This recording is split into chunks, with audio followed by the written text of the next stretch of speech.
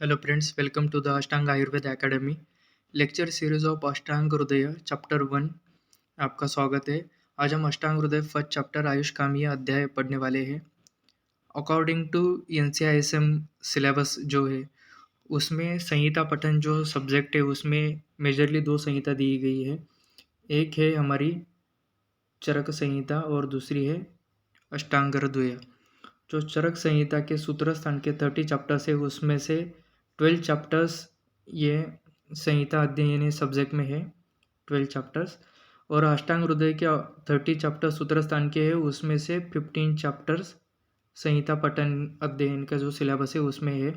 दोनों का marks distribution हम अगर देखेंगे तो ये 50% चरक संहिता को है और 50% अष्टांग हृदय को है। ऐसे टोटल 100 मार्क्स का दोनों को इक्वल वेटेज है। आज हम अष्टांग हृदय का फर्स्ट चैप्टर जो है आयुष कामीय अध्याय वो पढ़ने वाले हैं। ये बहुत ही इम्पोर्टेंट टॉपिक है आयुष कामीय अध्याय, क्योंकि द आयुर्वेद का सभी जो सब्जेक्ट है उसका सभी का बेस है ये आयुष कामीय अध्याय। अभी हम स्टार्ट करते हैं। आयुष का मतलब यानी कि क्या होता है आयु, और कामीय का मतलब होता है कामना। दीर्घायु अथवा पूर्णायु की कामना करने वालों के लिए हितकर अध्याय है और इस अध्याय को कहते हैं आयुष कामीय अध्याय। हम कोई भी काम करने के पहले जैसे भगवान का नाम लेते हैं वैसे इसी तरह अष्टांग हृदय इस ग्रंथ की शुरुआत करने से पहले वाग्भट जी ने यह मंगलाचरण दिया गया है। मंगलाचरण क्या है? रागादि रोगान सततानुशक्तान अशेषकाय प्रसूतान शेषान औत्सुक्य मोह अर्ति जगान यो पूर्व वैद्याय नमस्तु तस्मै। मतलब आचार्य वाग्भट बोल रहे हैं कि जो मानसिक जो द्वेष है, जो राग है इंसान के शरीर में, जो इंसान के शरीर के पीछे लगे रहते हैं, राग आदि रोग जैसे कि राग है, द्वेष है, क्रोध, लोभ, मोह, मत्सर, ये मानसिक जो रोग है जो संपूर्ण शरीर में फैले रहते हैं और जो शरीर में उत्सुकता, मोह, अर्ति यानी कि बेचैनी को उत्पन्न करते हैं, ऐसे जो मानसिक जो रोग है जो इंसान के शरीर में रहते हैं, इन सब रोगों को जिसने नष्ट किया है ऐसे अपूर्व वैद्य, ऐसे ऋषि को मैं पहले नमन करता हूँ। ये मंगलाचरण में बोला गया है। आगे का श्लोक है आयु कामयमानेन धर्मार्थ सुख साधनम आयुर्वेदोपदेशेषु विधेयः परमादरः। मतलब जो पुरुषार्थ बताया गया है आचार्य वाग्भट ने वो है धर्म, अर्थ, सुख, ये पुरुषार्थ बताए गए हैं। और सुख का अर्थ है काम और एक दूसरा है मोक्ष। इसमें दो है, मतलब ये 4 पुरुषार्थ हो गए। कौन से है? धर्म, अर्थ, काम, मोक्ष। सुख के 2 अर्थ लेने के, एक काम और दूसरा है मोक्ष। तो जो ये 4 पुरुषार्थ बोले गए धर्म, अर्थ, काम और मोक्ष, इन जो पुरुषार्थ का साधन जो है वो आयु है। और आयु की कामना करने वाले पुरुष को आयुर्वेद के शास्त्र में जो निर्दिष्ट उपदेश दिए गए हैं, जो परम और विशेष आदर करना चाहिए उनको। मतलब जो आयु के लिए जो हितकर है ये धर्म, अर्थ, सुख और ये साधन, ये पुरुषार्थ जो है ये क्या है? साधन है। किसके? आयु के। आयु यानी कि लाइफ, उनके ये साधन है। धर्म, अर्थ, काम और मोक्ष ये जो है साधन है आयु के। और जो आदमी आयु की कामना करता है ऐसे पुरुष को आयुर्वेदोपदेशेषु, मतलब जो आयुर्वेद शास्त्र में निर्दिष्ट ऐसे उपदेश है उनका क्या करना चाहिए? परम आदर, उनका परम आदर करना चाहिए। अगला श्लोक हम देखेंगे आयुर्वेदा अवतरण। आयुर्वेद अवतरण यानी कि जो सृष्टि पे आयुर्वेद का अवतरण कैसे हुआ वो बताया गया है। श्लोक ऐसे हैं ब्रह्मा स्मृत्वा आयुष वेद प्रजापतिम जिग्रहत सौश्विनौ तम सहस्राक्षम सौत्रिपुत्रादिकान् मुनि ते अग्निवेशादि कांस्ते तु पृथक तंत्राणि तेनिरे। इसका मतलब है कि सबसे पहले ब्रह्मा स्मृत्वा, मतलब सबसे पहले आयुर्वेद का ज्ञान किसको था? ब्रह्मा जी को था। ब्रह्मा स्मृता आयुष वेद मीन्स आयुर्वेद का ज्ञान सबसे पहले था ब्रह्मा को। उसके बाद उन्होंने दिया प्रजापति यानी कि दक्ष प्रजापति को दिया। दक्ष प्रजापति ने अश्विनी कुमार को दिया और अश्विनी कुमार ने सहस्त्राक्ष को दिया, मतलब इंद्र को दिया, और इंद्र से अत्र पुत्राधिकान मुनि, मतलब अत्रेय के जो पुत्र थे उनको दिया, और जिनके वो शिष्य थे अग्निवेश आदि आदि, मतलब उसमें और जो शिष्य थे उनके अग्निवेश, भेल, जतुकर्ण, पराशर, हरित, क्षारपानी, इन शिष्यों को उन्होंने आयुर्वेद का ज्ञान दिया। ये चार्ट बहुत इंपॉर्टेंट है, ये हमको याद रखने का है। आयुर्वेद का ज्ञान जो था सबसे पहले वो था ब्रह्मा जी को उन्होंने बताया, दक्ष प्रजापति को। दक्ष प्रजापति ने अश्विनी कुमार को बताया, अश्विनी कुमार ने सहस्राक्ष और इंद्र को बताया, और इंद्र ने आत्रेय को बताया। आत्रेय और उनके जो शिष्य थे अग्निवेश, भेल, जतुकर्ण, पराशर, हरित, क्षारपानी, इनको बताया। और फिर से जो आयुर्वेद का ज्ञान है वो बुक में आया, चरक संहिता, सुश्रुत संहिता या अष्टांग संग्रह, इनमें आया। अभी जो रचना शैली जो है, मतलब ये अष्टांग हृदय ग्रंथ कैसे बनाया गया है, ये श्लोका ऐसे, तेभ्य अति विकर्ण प्रेभ्य प्राय सारतरोच्चय क्रियते अष्टांग हृदय, न अति संक्षेप न अति विस्तरम। मतलब इसका मीनिंग है कि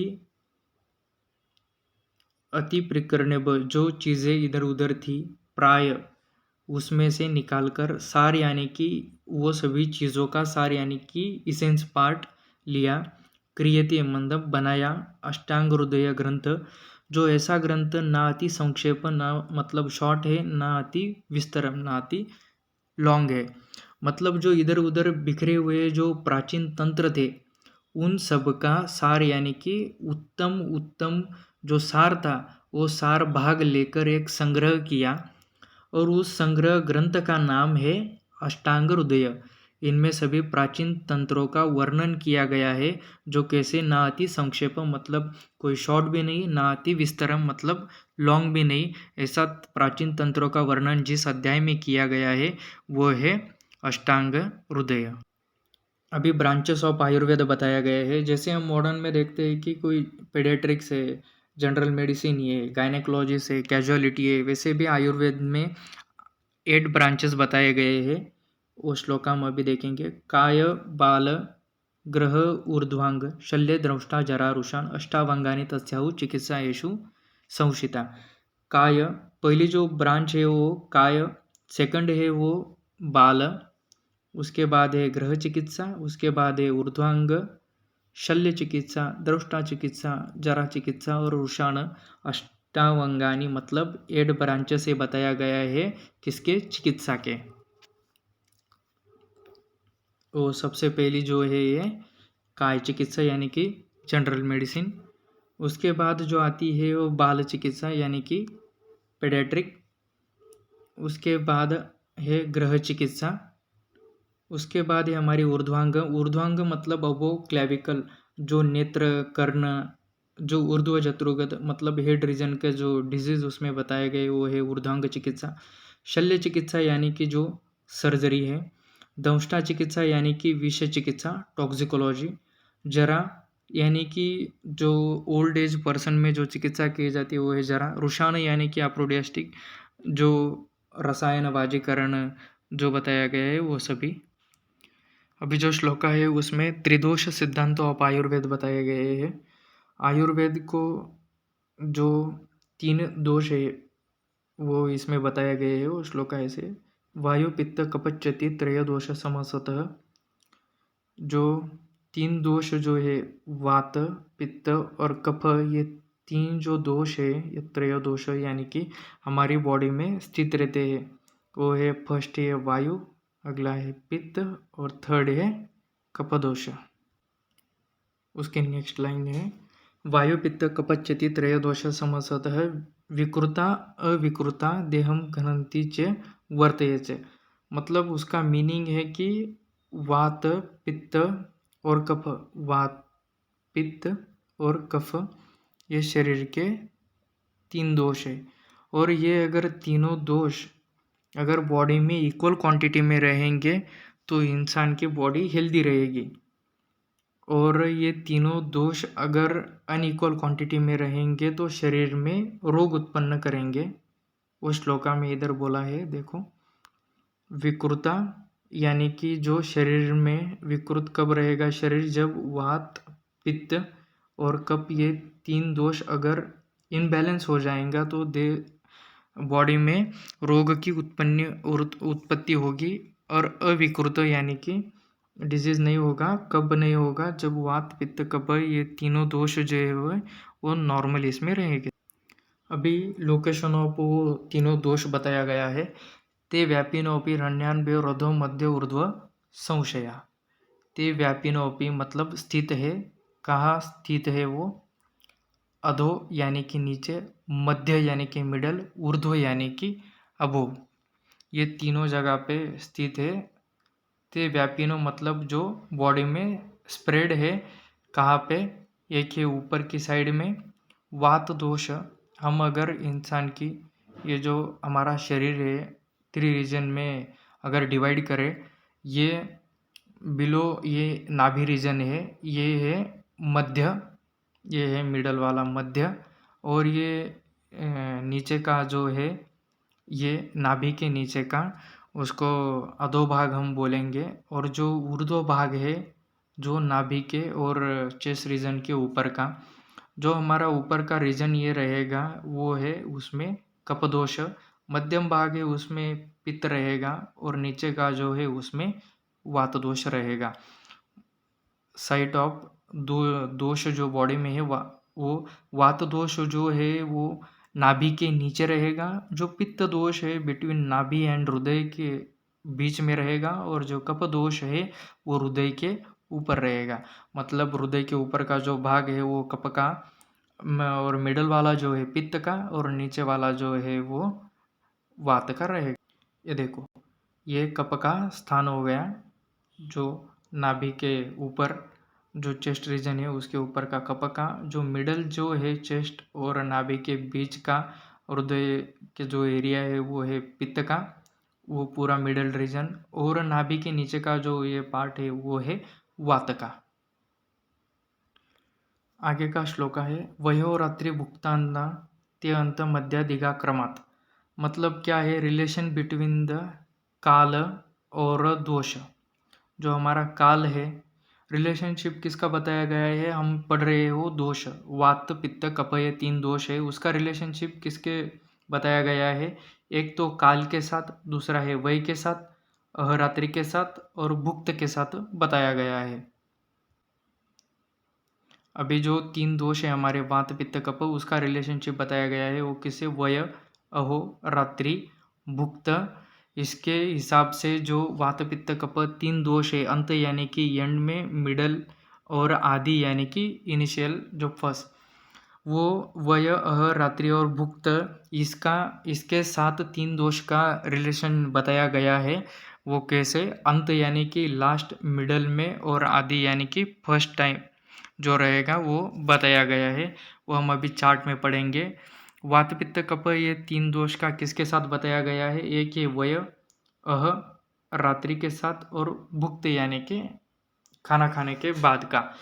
जो अंत का यानी कि लास्ट वाला जो काल रहेगा वो रहेगा वात दोष का, और मिडल वाला जो रहेगा वो है पित्त दोष का, और जो स्टार्टिंग का जो फेज रहेगा वो रहेगा कफ काल का। मतलब यानी कि जो वय है, अभी जो चिल्ड्रन एज है, चिल्ड्रन एज में कौन सा दोष प्रोडोमिनेंस रहेगा, वो है कफ दोष चिल्ड्रन एज में। और मिडल एज में अभी पित्त का ये है, तो मिडल एज में कौन सा दोष प्रोडोमिनेंस रहेगा, वो है पित्त। और जो ओल्ड एज में रहेगा वो है वात दोष। मतलब श्लोका में बोला गया था ते अंत, मध्य और आदि, यानी कि फर्स्ट टाइम में जो रहेगा वो कफ, जो मिडल रहेगा वो है पित्त, और एंड में रहेगा वो वात। अभी अगर ये वय के साथ हुआ, अभी हम अह यानी कि जो डे टाइम को कैसे रहेगा, जो अर्ली मॉर्निंग में जो काल रहेगा वो उसमें कफ दोष रहेगा। जो आफ्टरनून का टाइम रहेगा उसमें पित्त रहेगा, और इवनिंग टाइम में रहेगा वो है वात दोष रहेगा।